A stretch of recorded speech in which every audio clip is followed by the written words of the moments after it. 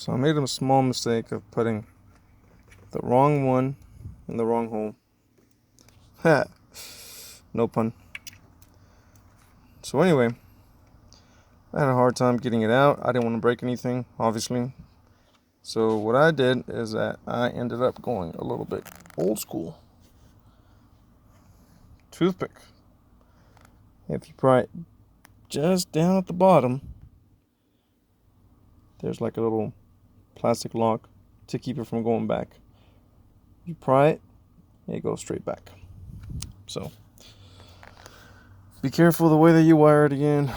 Don't be a dummy and pay attention to where the hell you're going to put it. And there is actually a specific way of sliding it in there. Don't think that it's just putting it in there like everything else and getting it, I guess, the right position.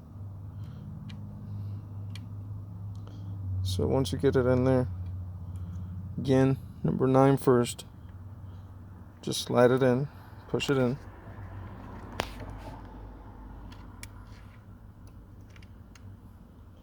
And you should be good.